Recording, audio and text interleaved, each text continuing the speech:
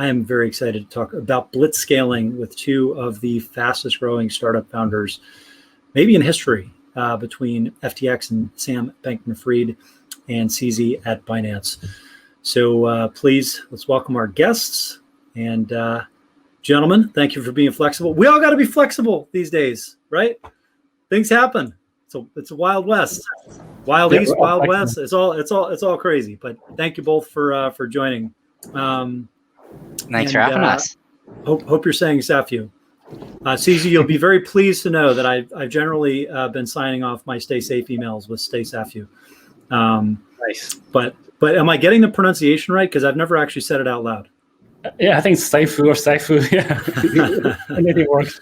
I think the whole joke about Saifu was it came from a cartoon that was meant to portray me as mispronouncing Saifu. Yeah. Yep. So I think most of the folks that are in the industry, in particular this conference, I think you've got a lot of insiders and kind of industry professionals. They know Binance. They know FTX almost certainly. So I don't necessarily think that you have to give kind of the origin story and the who you are segment. We can kind of breeze through that and just get right into the meat of the discussion. But I did want to ask one kind of foundational question, and that is, what do you think was in the corporate DNA from the earliest phases that put you in a position to scale as quickly as you did? Because you're both in the exchange space. Exchanges are one thing that have product market fit in the industry. Before we even started FTX, before we even started Binance, we already knew that was a market that was highly lucrative, that could be won, and that there was clear product market fit, and there was a lot of customer demand for that kind of core service. But it strikes me that there has to be some special sauce or something that you guys did right that led to that being just permanently ingrained in the teams and allowed you to go from zero to, in I think both cases, $1 billion plus valuation in less than a couple of years. Sam, you want to go ahead? Sure. I'm guessing you might say similar things, but I don't think there's sort of, the one secret sauce. Like, we're not all sort of sitting here being like, oh boy, like other people didn't like pat their head 3 times, 3 days into their company. That's why it didn't go so well. It's, I think it's really more just sort of a combination of a few things. I'd say one is just sort of trying hard, like, not taking it easy, not sort of resting on laurels, like constantly trying to push farther in terms of every aspect of the business. I mean, in terms of, the product, the customer base, the institutional relationships, and as opposed to sort of like, shooting for like pretty good, just sort of setting your sights higher than that. And I think that's sort of been like a big part of it. And that just permeates a lot of things, like a lot of like, we just sort of did more and pushed harder and sort of, we were rarely like, oh yeah, things seem okay right now. Not really any work to do this week unless something comes up. We're always sort of like, well, there's like 38 things that we want to get done. And like, we're going to come up with another 20 more before we get done with 10. So we're not even like, the list isn't even going down. And so I think that's like, especially I think compared to a lot of sort of like older exchanges that made an incredibly good business decision of starting a crypto exchange in 2013. And that's just like, incredible decision. And they're sort of resting on that. And it's been really good for them. Like that, you're sort of in a good place if you did that, but, maybe not as good as a place as if you did that and also kept trying to push forward. And then conversely, if you look at a lot of the other sort of newer exchanges, I think you see a lot of examples of people sort of being like, oh man, all these exchanges did so well, I'm going to do the exchange thing. Then they create a matching engine and just sort of assume that everything else is going to fall out of it. And they're like, all right, guys, big news, matching engine's live. Why isn't the volume here yet? So, and sort of miss the like, 200,000 hours of like hard work and refining it and stuff. Yeah, I think I pretty much agree with Sam. I think I know Sam before he started his exchange, and he was a big trader on our platform, and he doesn't sleep. So I think that's definitely one of the keys is that I think both teams work really, really hard. Yeah. And I think there are people who are very passionate in this industry, and we're very lucky to find people who are very passionate in this industry, and they're given a chance to do something new, and there is product market fit. So I think in our case, there's no real secret sauce, but we just let people do what they want to do, and so we just channel the direction a little bit. Just look, we're working on exchange, and I think both FTX and Binance have spent our days, or at least Sam and myself have spent our days preparing, learning about the industry before we jumped into doing an exchange. Yeah. So I think there's a lot of those small pieces that come together. But what people only see is that, oh, you guys growing really fast. But some people see the hard work behind it. But I think that's really the key, really. There's no secret sauce. Every movie has a montage where you skip over all the hard work, right? Where some training, or where Mark Zuckerberg's building the site and the social network, or like, basically like all the grunt work, and you just see like kind of the climactic scenes. There's certainly an element of truth to that. Well, I teed you guys up because I was going to start with some easy questions, get you all buttered up, and then I was going to go with some curveballs. And you're getting off easy because I am going to tag Dovey in here. She was able to get her connection squared away, and I know she's going to take it from here, and I'm going to be able to enjoy it. So you got off easy this time. I'll ask my curveball some other time. See you later, Ryan. See ya. Hey, Dovey. Technical difficulties. Yep. It's been sort of interesting watching the world try and figure out how to, reinvent how it does everything in like a 2-month period. Yeah, it certainly has been. While Dovey's getting squared away, let me ask you guys. CZ, you did mention that you'd known Sam for a long time before he started FTX.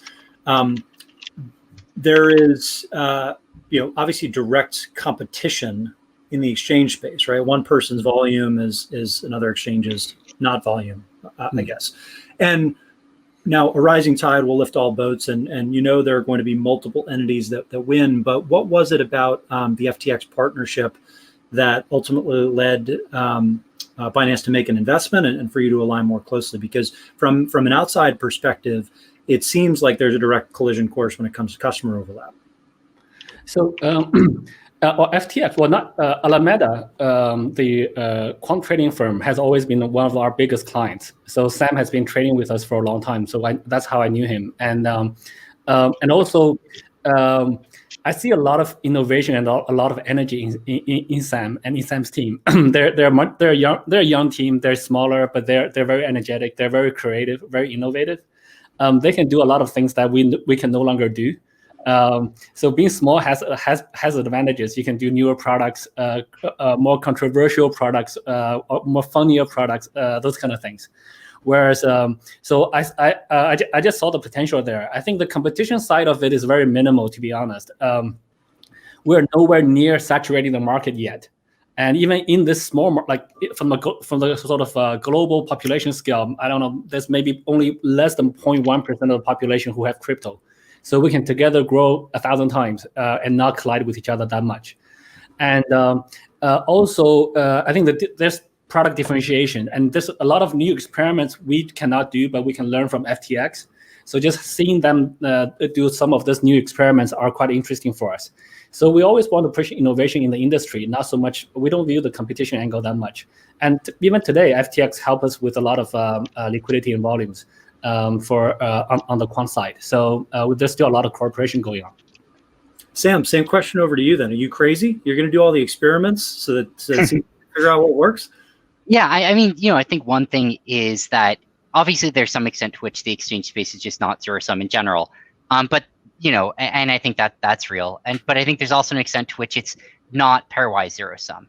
And I think that there's, in general, I think we've just been glad to work with people. I think that there's been a lot of cases where we've partnered with companies, and I think in general it's just sort of been something that's worked out well for us. And I think that when you're looking at which companies sort of have the highest upside for partnerships, I think Binance is right up there in terms of having combination of huge user base, the ability to kind of be nimble and try things, and to work with people, and so I think that there's a lot of ways to work together, which we sort of had been doing for a long time, and I think that that in the end, like that factor is probably just bigger than the like, whatever sort of negative beta you get from like whatever extent it's zero sum altogether, and then looking at like how much does that read through to like two particular players. Yeah, I think I'm good now. So can you guys hear me? Yep. Yes. Okay, awesome. Finally. All right, guys. And I think we have good enough diplomatic questions, answers, and friendly, and being buddy and now. So probably now let's try some hard questions. Okay. So where are you guys based on right now? If you guys can share with us, possibly. Yeah, I'm in Singapore. Okay, this is Singapore, and Sam? I'm in Hong Kong right now. Okay, cool. And I know COVID just catalyzed and all this decentralized and remote working style, right? And you guys have been managing the company since day one, just in that format. And Binance right now has over 10,000 employees, I guess, right? No, 1,000. Like more than that, 2,000 CZ? No, we're coming up to 1,200 actually. We're just over 1,100, and we have about 80 offers out, and that's accepted. So we're just waiting for them to start. So we're gonna cross 1,200 very soon, and then probably gonna hit about 1,500-ish. And I'm actually trying to slow down the hiring process a little bit, just so that we can learn how to manage people or coordinate. Okay, so what about Sam? How big is the team right now, just across different platforms? So I think we crossed 50 recently. So I think we've grown 50. Oh, so 50. So that's actually pretty compact, right? Yeah, it's way more contact packed. No, it feels really big for us. I mean, we were 20 people a year ago. So it still feels pretty big for us. But it's way smaller than most companies. Yeah, so I think from management perspective, there's major differences before 200 people and after 200 people, right? And CC, how you can manage all those people across so many different time zones, and because everybody's talking about how you cannot trade off productivity over remote working style, things like that, and there's a lot of heated discussion on Twitter, because Twitter right now, Dorsey right now allows their employee to work from home forever, right? And that's unseen before. Can you just tell us your secret sauce? Yeah, I think there's so I have a strong belief that you can make both type of working environment work. You can get everyone to work together, there are benefits, and you can get everyone to work remotely, there are benefits, and they're different things. You got to have different trade-offs. So I think working remotely, you got to be much more proactive in terms of your communication. You got to have we have scheduled routine communications where there's daily meetings, weekly meetings, etc. Too much of that is bad. So you got to strive a balance. And then when you're working from home, there's no micromanagement. But I think the micromanagement thing doesn't work in the new industry anyway. It works in old factories. But now, 8 hours doesn't mean anything. It's you can do 1 hour of working 8 hours, or you can do 12 hours of working 1 hour. So so I think we just got to find passionate people and organize the work in such a way that it's good for remote work. And there's a lot of trial and error. We, to be honest, are still trying various different things to try to figure it out. I think we figured out more than other people in general, but it's not a silver bullet that we have everything figured out. And as we grow from 200 to 500 to 1,000 to 1,200, every time the scale changes, you have to reorganize the organization, and then you have to cut off reshift the responsibilities and organize the projects differently. So it's a constant learning experiment for us. But I do think that it does work. Right now it's a bit hard, but once in a while you do have to get people together. They have to see face to face. It's not possible right now, but we do hold a lot of offline gatherings before, but now it's kind of difficult. So no super secret sauce. Yeah. Got it. And just talking about management, right, Sam? Because we all knew you as a top trader, right? And there's a lot of concern and suspicion around trader turn exchange owner, and people are asking are you actually trading against me? And is there any conflict of interest and insider trading scheme, things like that? and how you can manage people like not to like insider trading against all the consumers or just against all the clients like on your platform, like especially like you're launching all these like exotic like products Right. out there, and like who are the counterparties, right? Yeah, no, it's a good question. And I'll give sort of a slew of answers to that. And I totally understand the concern. And yeah, I think sort of my response is going to be sort of a hodgepodge of things. But you know, to throw some stuff out there, you know, one thing I think is that sort of the direct answer to the question is, well, you know, Alameda doesn't have access to like client information. I mean, it's like, you know, they're just sort of trading on the exchange like other people are, with the giant caveat that they're like super incentivized for it to do well. And so if you ask like, what's the biggest difference between Alameda and other liquidity provider on FTX, it's like Alameda is willing to spend thousands of hours trying to make the markets more liquid, whereas a normal liquidity provider would be like, nah, I'm going to go try to find some good trade somewhere. That doesn't seem like it would make a lot of money. So that's sort of like the most direct answer. But I'll sort of give some other answers to it too. You know, the first is that it's like it was like super invaluable in the early days, and I think anyone who's launched an exchange has sort of gone through this period of like, you open the market and there are no orders and there's no liquidity, and you're like, we got a market now and no one's going to trade on it. And I think by the time you get to where Binance is, this is a lot less of a problem. You know, Binance launches a new futures contract, and you know, by the time you have what, like half of all liquidity providers on the platform in the space, you know, you can sort of just crowdsource it at the beginning, but with a brand new exchange, it's brutal, and you get this chicken and egg problem. And I think that, you know, by the hardest problem that Alameda solved for FTX was, how do you solve that? How do you get liquidity without volume or volume without liquidity? And the answer was, well, I don't know, we had sort of a liquidity provider from day one who was super incentivized to provide it. And over the last year, it's been sort of a grind to like get more and more liquidity providers on. And we sort of didn't have to do that as much at the beginning because, you know, we had like a ridiculous amount of liquidity for the, you know, $2 million a day volume that we had for the first month. And so it's like all of BD was just finding more volume and like whatever, there's plenty of liquidity. I think sometime around November-ish, December of last year, we sort of hit this crossing point where liquidity was as much a sort of limiting factor as you know, taker volume was, and started sort of kicking into high gear just because like taker volume was exploding. It crossed like the $1 billion a day threshold somewhere around the start of the year, and that required way more liquidity than sort of we had previously needed. And so we spent a lot of the last 6 months, you know, working with a lot of the liquidity providers in the space. You know, I think over half of the maker volume right now is coming from liquidity providers who were not on the exchange 6 months ago. And it's taken a lot of work to get there.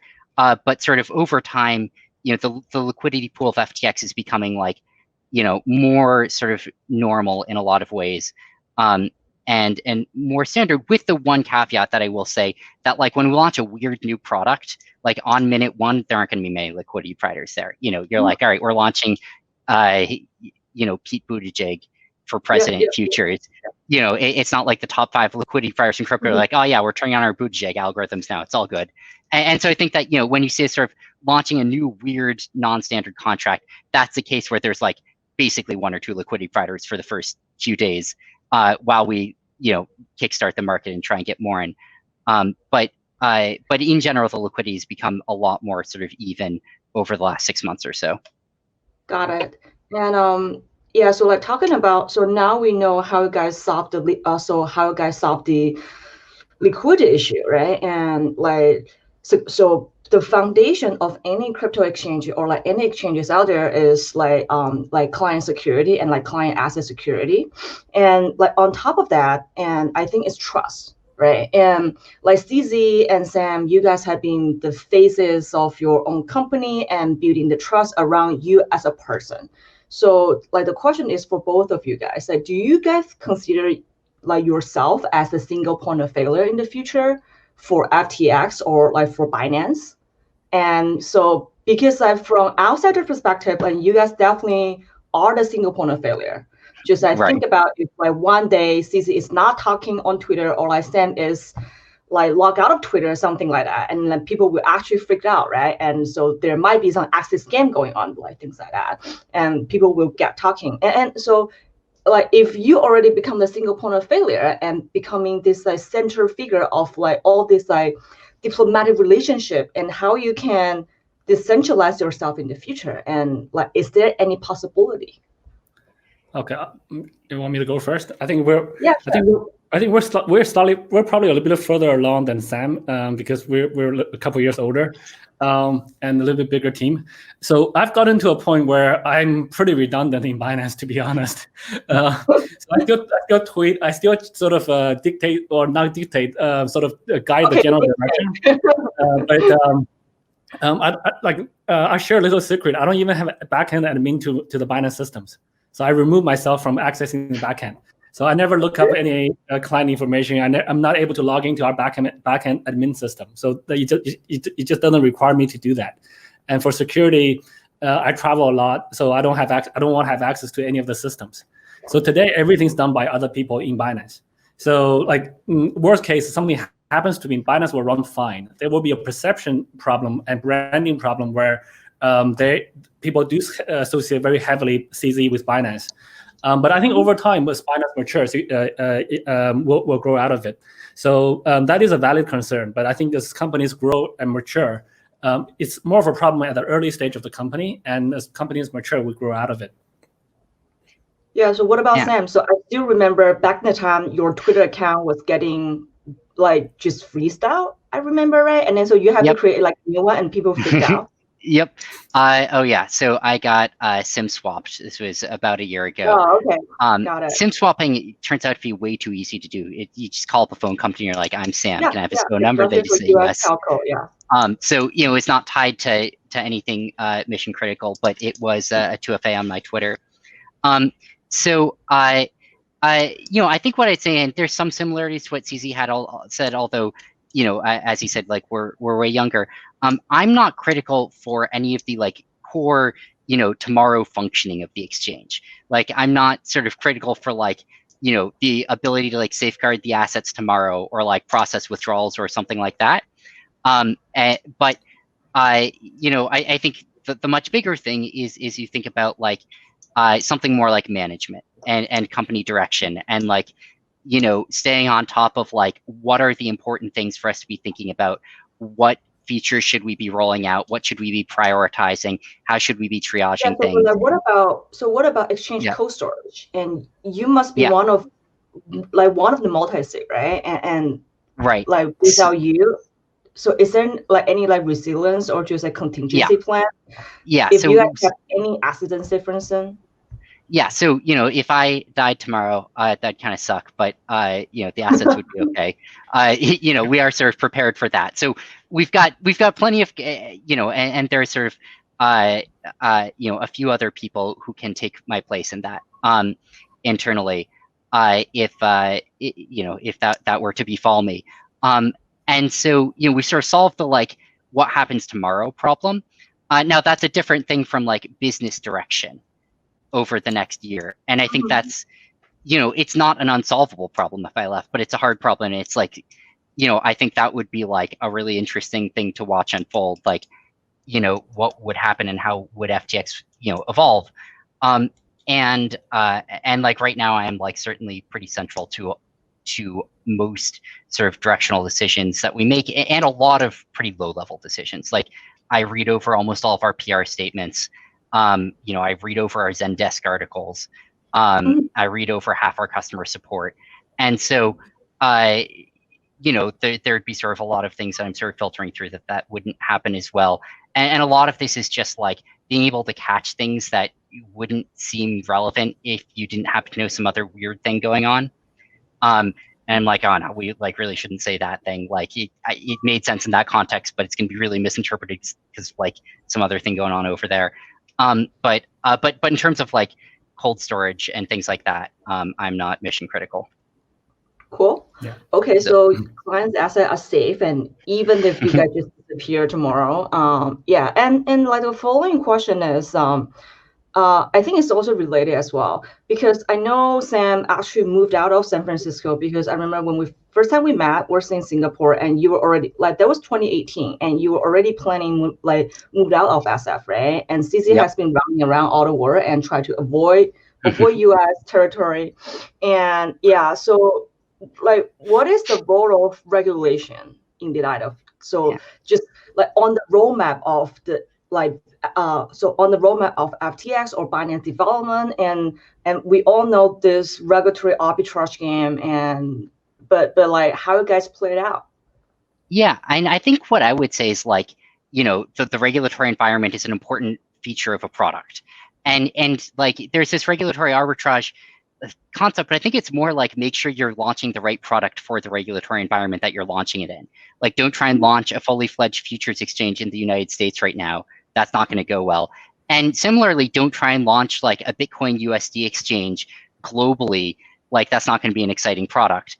And so I think it's like, think about the regulatory environment and think about the product to make sure they're in line. And so we have sort of FTX, which is our like throw everything at it product where we try and be as innovative as possible and cut off the United States because a lot of the products are not meant for the US regulatory environment. And then we have this separate walled off thing, which is FTX US, which we just launched sort of similar to what you guys did. And there are way less features on it. I mean, just, it sort of is a redesigned product meant to have only things that you can actually put in the United States. And I think that can also be a really cool product. It's just like serving a totally different client base. And it's important that you not like fuck up and try and launch like the wrong product for the jurisdiction you're trying to launch it in either direction. And just project after project after project has failed. Like so many people have tried to launch a US crypto futures exchange and they all flop. And so many people have been like, we have a Bitcoin Tether order book, we're the new Binance. And sort of like, I don't know, that's actually not that impressive. Binance actually has a lot more than that now. So I don't know exactly what your sort of product market, fit's going to be there. Yeah, and like for like CZ, because we know BNB is actually listed on Binance US, and a lot of people consider BNB as a security like asset, right? And how you guys pull it off, and which seems to be risky. Yeah, well, I think on that topic, I think you can't satisfy everybody. Everybody has a different opinion.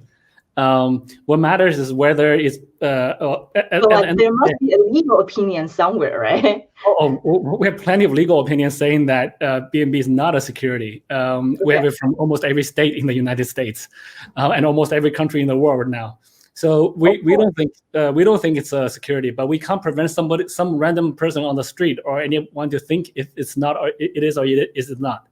But fundamentally, I think the legal definition will leave it to the lawyers, and every country is a little bit different, and there's different valuation judgments to make that. But to follow up on the last two questions, I think I agree with Sam. Basically, most people will be willing to take a job in a different city, but how far are you going to go? Are you willing to take a new job in a different city across the country, in a different country across the world? It's the same thing, really. It's just a little bit further in distance. And and then also with Binance, if I disappear tomorrow, the user funds are completely safe. I'm not involved in that. I got myself out of that long time ago. That was the best thing to happen to me. And then but I think in terms of regulatory concerns, you gotta have product market fit. You gotta be compliant. Otherwise, you can't do your business. That's really it. Okay, cool. So we're all compliant, regulated in US and somewhere in the world as well. Yeah, so like talking about the exchange business, and right now exchange is definitely not just trading, right? So it's pretty much expanding to everything else, and like Binance right now is in all the business and alongside all the value chain, along with trading, lending, OTC, and right now also stepping to like mining, staking as well. And that also probably gets CZ into some trouble when it comes to like governance and like all that, right? And so like there's definitely a famous quote from the street that like too big to fail. But I think if something that's too big to fail, and then they're like too big. And like, is there any comments from you guys? Because I know like Sam, you are still a little bit early on the roadmap, but I think eventually FTS might also like replicate the model of many other big exchanges out there, and like just tap into all this business. And Binance is already doing that right now. And then so we have seen all this like crash and some major liquidity issue like coming out of like single exchanges. And so from Mongots and from like BitMEX on like March the 12th, right? And like, do you guys have any like takes on that? And it seems like the current expansion of exchanges and it's just like nonstop. Okay, I'll go first then. So I think it's very natural for us to expand our business once you do well in one area and customers, users demand you to add more services so that they can do things in one place. So the miners want to mine with our mining pool so that they can use our futures to hedge their risk, kind of like the old ways agriculture farmers want to hedge their risks.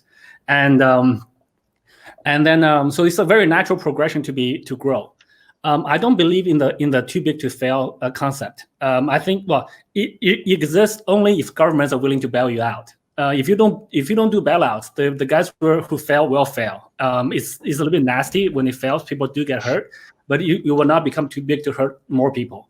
So even the example you gave on March 12th, I think BitMEX did have some liquidity issues, and it was on that day. Shortly after that day, people probably did get hurt a little bit on BitMEX, but that's also the day Binance Futures became the biggest futures exchange shortly afterwards. So and today we're still very small, but even if we get 10, 100 times bigger, if we fail, somebody will pick it up. So in the process, if one business fails, some of the users always get hurt, but too big to fail only happens when you bail people out. It just perpetuates the problem down the road. It doesn't solve anything. So if you let the market work, bad companies go bust and good companies come over, take their place. That's it, really. Sam? Yeah, I mean, I think that like there's a handful of companies that are, I wouldn't say they're too big to fail, but big enough that if they failed, it would cause massive ripples through the ecosystem. You know, I think Binance is certainly one of them. I think we're halfway there or something. I think we'd cause like significant but much less massive ripples, and you know, hopefully, you know, in 6 months or a year or so, we'll be, you know, sort of at that scale as well. And I think I sort of feel a little bit similarly to CZ that like, you know, a lot of the things that we're doing, we're not doing it like, oh, I really hope that like, you know, no one else can do this, or like. I think it's more like, here's like a thing that should exist. It doesn't exist. No one else is doing it, or no one is doing it well. So we're gonna do it. And I think that like you look at what finance has, and it took like 100 years to build up a lot of the sort of splitting up of functions that they have, where you have exchanges, clearing firms, insurance agents, front-end brokerage platforms. And they're all sort of, you know, product designers, product issuers, and they're all doing different things and totally unrelated. And, you know, I would expect crypto to sort of move in that direction on a pretty long time scale. But I also think that like, if you sort of wait to hope that things that should happen as an industry, you just let the industry die. Like you just sort of like let it die the slow death of not innovating. And you know, I think what I'd much rather see is, yeah, we'll build the products and other people can do it too. And sort of we'll see what happens with the industry. And, you know, we'd like to be a big part of it, but we'd love to work with other players who are building useful parts of it too. And we've partnered with a lot of other players, you know, everything from like exchanges to tokens to product designers to liquidity providers to everything else. But it takes time, and you know, if we can build the products while waiting for other people to, I think that's good for the industry. Cool. I think we are out of time a little bit here, and Ryan wants to take a virtual selfie with us, and I'm not sure how to do it, but Ryan, you just I'm gonna do it. I'm gonna do it like the old-fashioned way. With oh boy. Camera. Okay. So first of all, the end of day one, and you know what? I also want CZ to feel like this is a physical event, because usually after a panel like this, it'd be swarmed. Sam, you're probably getting to that point. Dovey, probably getting to that point. I don't know, but I want to make sure that everybody has as good an experience as possible. So lean in, get nice and close. Beautiful. All right. All right. Thank you very much. That's going to conclude day one. CZ, Sam, Dovey, thank you so much. Got to have you on the podcast soon, because you know what? I got a little taste. And we didn't get to finish the conversation, but Dovey did a much better job. So thank you all for joining us, and thank you to everybody in the audience. Thank Right, you I'm so going much. to hang out on screen. Thanks for having us. Should we clap? Like,